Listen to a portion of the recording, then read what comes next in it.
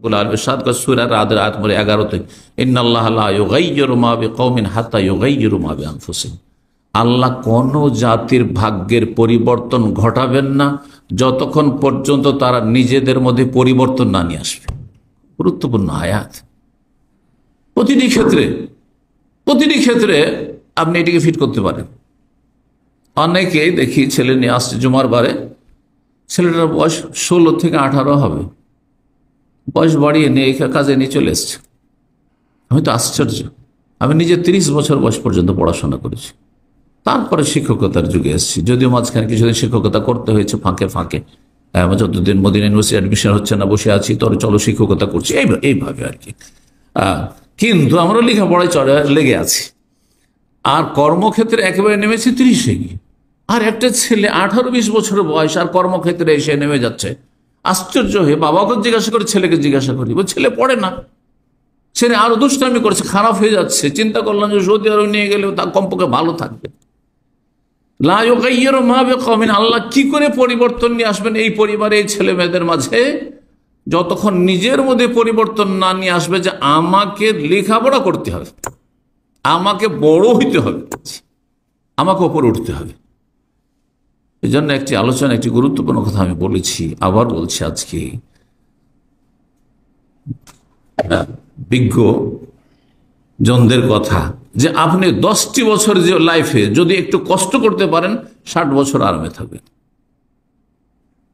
ছাত্র জীবনে মাদ্রাসায় পড়েন আর স্কুল কলেজে পড়েন, 10টা বছর যদি মেহনত করেন, লেবার করেন, আপনি কষ্ট করেন, তো আপনি 60 বছর 70 বছর যতদিন বাঁচবেন আরামে থাকবেন, সসম্মানে থাকবেন। আর 10টি বছর যদি আইস আরাম করেন, ছাত্র জীবনে পড়াশোনা করবেন, দুষ্টামি, তাহলে 60 বছর কষ্ট করতে হবে, 60 বছর কষ্ট, সারা জীবন কষ্ট করতে হবে, যতদিন বাঁচবেন কষ্ট করতে হবে। সূরা আনফাল 53-তে একই কথা অন্য ভাষা আল্লাহ বলছেন, যালিকা, শোনো, মানুষের ওপর আযাব বালা মুসিবত কেন, বরকতহীনতা কেন, লাম ইয়াকু মুগায়্যিরান নি'মাতান আন'আমা আলাইকুম, আল্লাহ কোন নিয়ামতকে আল্লাহ কেড়ে নেন না, সরিয়ে দেন না, হাত্তা ইউগায়্যিরু মা বিআনফুসিহিম, যতক্ষণ পর্যন্ত তারা নিজেরাই খারাপ না হয়ে গেছে, পরিবর্তন না করেছে।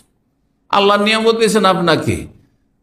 আসল হচ্ছে আমরা যখন ছোট থেকে বড় হয়েছি আমরা সবাই সুস্থ ছিলাম, আমাদের মধ্যে সাধারণত রোগ ছিল না এরকম, কিন্তু তারপরে আস্তে আস্তে রোগ বাড়তে আছে, একটা রোগ হইলো আবার আর একটা রোগ হইলো, এই রোগ আর বালা মুসিবত বিপদ আপদ বাড়তি আছে। নিয়ামতকে আল্লাহ কেড়ে নেন না যতক্ষণ পর্যন্ত নিজে খারাপ না হয়ে গেছে, খারাপের দিকে না চলে গেছে।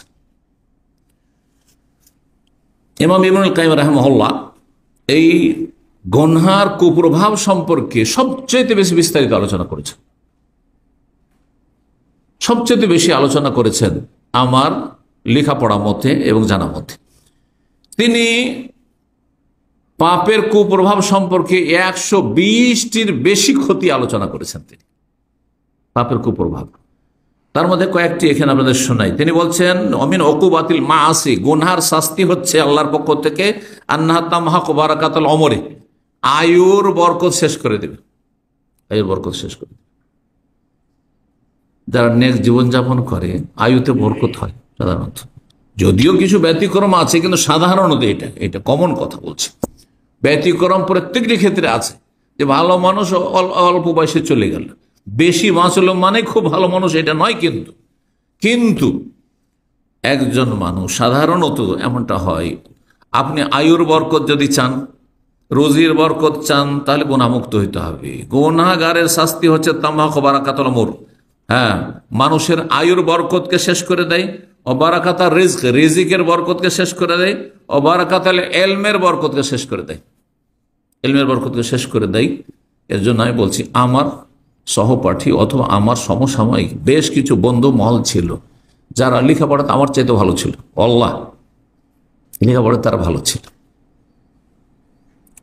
কারণ আমরা যখন পশ্চিমবঙ্গে লেখাপড়া করি তখন না হয় অল্প জায়গাতে নিজে টপ হওয়াটা সহজ, কিন্তু যখন বেনারসে আসলাম তখন গোটা অল ইন্ডিয়া, পুরো ইন্ডিয়ার সাথে কম্পিটিশন।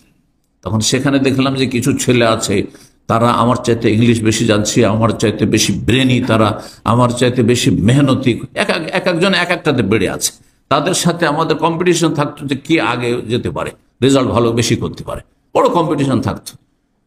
দেখা গেছে যে ওদের মধ্যে অনেকে আছেন এখন শুধু একটা সরকারি চাকরি নিয়েছেন, কোন একটা কলেজে চলে গেছেন, দাওয়ার কাজে তাদের কোন রকমের কোন অংশ নেই, অবদান নেই, অথবা আলেম গড়ার ক্ষেত্রেও কোনো অবদান নেই, চলছে রুজি রুটি চলছে, কেউ ব্যবসা বাণিজ্য করছেন, অথচ তারা এত ভালো ব্রেনই ছিল, মেধা শক্তি সম্পন্ন ছিল। তো এলমের বরকত চলে যায়, মানুষ পাপে লিপ্ত হলে। মাদ্রাসার ছাত্র আর সিনেমা দেখে। আমি যখন আলেম পরীক্ষা দিই, আলিয়া মাদ্রাসার আপনাদেরকে বলি, না হলে বুঝবেন না, সেন্টার বুঝেন তো, পরীক্ষার সেন্টার পড়ে, আলেম পরীক্ষার জন্য গিয়েছি, আর আমরা ওখানে ঘর ভাড়া নিয়ে আছি। তো একদিন পরীক্ষা হয়, একদিন মাঝখানে ছুটি থাকে, আর তারপরে দিন আবার পরীক্ষা হয়, এই পরীক্ষা চলে। তো 1983 কথা বলছি, অনেক আগের কথা বলছি, যখন কাল তখন আমার 20 বছর বয়স, 21 বছর বয়স। তো দেখি যে সমস্ত ছেলেরা যেই দিন ছুটি, যে দিনটা পরীক্ষা নেই, সবাই সিনেমা দেখতে যায়, নাউযুবিল্লাহ মিন যালিক। আলিয়া মাদ্রাসা যারা সব সিনেমা দেখতে যায়, থিয়েটার দেখতে যায়। তখন তার মোবাইলের যুগ ছিল না যে পকেটের সিনেমা, এখন তো ঘরে বসে বসে আপনি নোংরামি করছেন, আপনি হ্যাঁ নির্জনতার পাপ করছেন, কিন্তু এগুলো করতো। আমি আর আমার একটা চাচাতো ভাই ছিল, দুইজনে গেছি আলেম আলেম ফাজল কামেল এইসব টাইটেল ছিল। তো পরীক্ষা দিয়ে গেছি, শুধু আমরা গোটা হোস্টেলে যেখানে আছি আমরা দুইজন ছাড়া কেউ নাই, সেই দিন সারা দিন ফাঁকা। আমি শিক্ষকতার সাথে পরীক্ষা দিয়েছি, তারা রেগুলার ছাত্র, অনেকে পরীক্ষা রেগুলার সারা বছর ক্লাস করে পরীক্ষা দিয়েছে, তারা সবাই নকল চিট করে পরীক্ষা দেয়, এই বান্ডেল নকল নিয়ে এসছে। এখন আলিয়া মাদ্রাসা পরীক্ষা দিলে নোট পড়তে হবে, তাও শিক্ষকতা করেছি, তেমন পড়িনি, 1 মাস আগে প্রস্তুতি নাও শুরু করেছি, তারপরে আসলাম। এখন এই প্রশ্ন এমন এমন আসছে যে প্রশ্নগুলি আমাকে তো রেডি করতে হবে। যেই দিনটা ওরা বাইরে ঘোরাঘুরি আড্ডা দেয়, সেই দিন তাদের ওই যতগুলি তাদের নোট আছে, সেই নোটগুলি নিয়ে আমি 10টাকে রেডি করে যাই, 10টা প্রশ্ন উত্তরকে রেডি করে নিও সারাদিনে। ওরা আড্ডা দিল, আমি আলহামদুলিল্লাহ 10টা রেডি করলাম, 10টার মধ্যে 5টা কমন পড়ে যেত, আমার ফুল পরীক্ষা দিয়ে আসতাম। গোটা সেন্টারে ওয়ালিল্লাহিল হামদ একমাত্র ফার্স্ট ডিভিশন আমি পেয়েছিলাম, কেউ পাইনি। আমি নিজের কথা কখনো বলি নাই, কিন্তু কথা প্রসঙ্গে ওই জন্য বললাম যে এলমের বরকত চলে যায়, মানুষ পাপে লিপ্ত হইলে। আমি মনে হচ্ছে সিনেমা দেখবো আর আপনাকে কুফল পেতে হবে না, আপনি গুনাহ করবেন এর জন্য আর কুফল পেতে হবে না, অবশ্যই। সেকেন্ড অধিকাংশ ফেল করেছে, কেউ পাস করেছে, টেনে পাস করেছে, কেউ 7 ডিভিশন পেয়েছে, ফার্স্ট ডিভিশন পায়নি তারা। কারণ একজন এক্সামিনার ভালো করে বুঝে কে চিট করে একবারে হুবহু লিখছে, আর কে নিজের ব্রেন থেকে লিখছে। কারণ ব্রেন থেকে লিখলেও তো আমি ওই কিতাবে যেভাবে আছে ওইভাবে তো লিখবো না।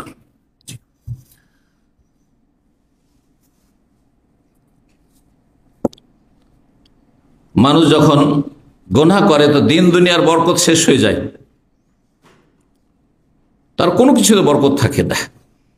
আল্লাহ রাব্বুল আলামিন সূরা আরাফের আয়াত 96 ইরশাদ করেছেন, ওয়ালাউ আন্না আহলাল কুরা আমানু ওয়াত্তাকাউ, যদি দেশবাসী, আহলাল কুরা জনপদের লোকেরা, গ্রাম শহরের মানুষরা, মানুষ গ্রামে বাস করে না শহরে বাস করে, আহল আমানু তারা মুমিন মুসলিম হয়ে যায়, কাফেরদের জীবনে বরকত নেই।